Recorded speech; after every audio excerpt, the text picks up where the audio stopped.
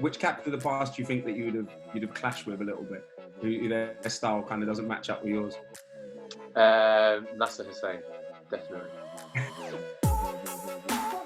Welcome to Just Joshing with Ben Stokes and 11 Degrees. This is more of a scenario-based part of the interview where I'm going to ask you. Your answers can be teams of any nationality, past, present, English, whatever it may be. So, first scenario is it's a test game. It's in tough conditions. You're 99 not out, and you're desperate to get the 100. Which bowler in world cricket would you hate to have bowling at you, and why? He's just recently retired, actually. But the one person, I'm only saying him because I've only just played at Vernon Fernanda. I would much rather face people bowling, like Pat Cummins, Mitchell Starc, Morne Morkel, Rabada. I would rather face them than having to face someone like Vernon, who's around the 78, 80 mile an hour mark, who just nibbles it a little bit. Because for me, that's like, you can't play nip. You can play swing, you can play pace. But when someone's running up and bowling it, a little bit slower to what you're used to playing, that for me is my worst nightmare, especially if you want to get that 100, you're just waiting for it to come. And he bowls the ball in the same area every single delivery. It's never too full, it's never too short. It's just in that perfect area over and over again. Right. You pulled a short one. It's heading to the boundary. Who do you not want underneath it? Which fielder would you not want underneath it? And you're on 99. You're hoping he drops it. Glenn Maxwell, I reckon, out of everyone. I think Glenn Maxwell, under any ball, whether it's close to the boundary or a dolly, I think has more skill in being able to catch a high ball. If he's right on the boundary, he's got the ability to be able to catch it, throw it back up, jump out, jump back in. So you've nicked one. It's going towards the slips. Who in world cricket is guaranteed to take the catch? Who you've played against? Steve Smith. Okay, interesting. You take a risky single, right? Who do you want at the non-strikers end who will make up the ground? Who's quick? Johnny Bairstow or Joss Butler. What batsman? So you're 99. What batsman would you most like to have out in the middle with you? That feeling of getting 100 is brilliant, and I don't think it really matters who is out there with you. But one thing, because I played with Mark Wood since I was a kid in the academy, we went through all the same stages together. Durham Academy, Durham Seconds, Durham First Team, played for England together. If I was ever lucky enough to be out there to get 100 and have him at the other end to celebrate, that'd be pretty cool. Who would you most love to have opened the bowling with?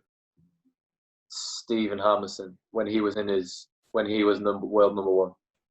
Pure reason was I think I would have got a lot more wickets because people would have been too scared to play a shot against Harmy.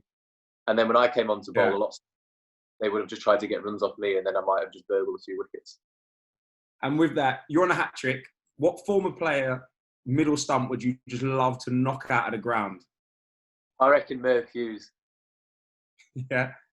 Merv Hughes, yeah. Just seeing all the footage from him when he used to bowl at people and get them out. If you got him out, I think he would have gotten it just as much as he'd given it. So. Yeah. Right. We're going to ask you, who is the world's best looking cricketer? Yeah. You're not allowed to say yourself.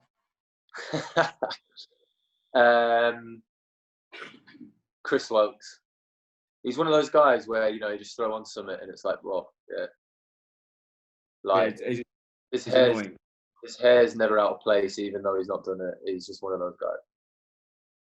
Fair play. And who's got the best dress sense? Jason Roy's good. He loves his clothes, he loves his shoes, he loves all that kind of stuff. Who's the funniest? Who's the funniest in any dressing room you've ever been in? Moeen Ali. And who's the most inspirational player in the game? The one bloke who seemed to do something when it was needed was Andrew Flintoff. It didn't always happen, but it happened more than it didn't. Any time they needed a wicket or something like that, he would produce it like he did in that whole 2005 Ashes series, and he just continued to do that until the day he retired. So, do you have a pre-game routine, and what's your favourite motivational song or album that you put on before a game? I always play golf before cricket. Obviously, sometimes can't, but you know, I will always try. Night before, you're anxious, you're nervous, you're excited. So being able to go away for that 3-4 hours and just walk around playing golf is something that I found really works for me.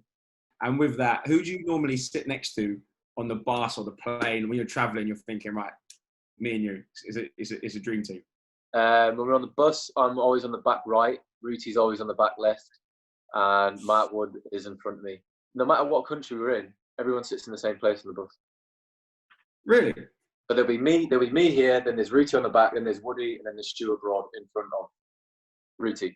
No matter what time you get onto the bus, you know your seat's going to be there, and everyone's always sat in the same place. Fair play. And the final question, the simple one: why do you love cricket? I mean, growing up, I loved sport. For me, it was rugby and cricket as a kid, and I had to make a decision when I was something in my eye. I had to make a decision when I was about 13 or 14 which one I wanted to keep on playing because I couldn't maintain playing both. What made my mind up is because I played fullback in rugby league, and I used to hate getting beaten. Like, I would always do whatever I could to try and make the tackle if someone got through. But I remember my last ever game is where I could have got him, but I didn't try. Yeah. But that made my mind up, is that right, I'm not fully in rugby anymore. It's all about cricket. I was very lucky to be at a very understanding school at that time. They actually allowed me to go off and do cricket on school days. So sometimes they would say, when you're leaving your lessons, your classmates must have been like, maybe I'm going to get nets. Yeah. I mean, I'm convinced, like, my head of year in year 10 and 11, he loved cricket, he loved sport. Yeah. So I'm convinced that he had a big part in allowing me to be able to actually miss days of school to go and train and play. To be able to do that at school, just say, yeah, it's fine, just go and do cricket, we don't want to see it. I was very, very lucky.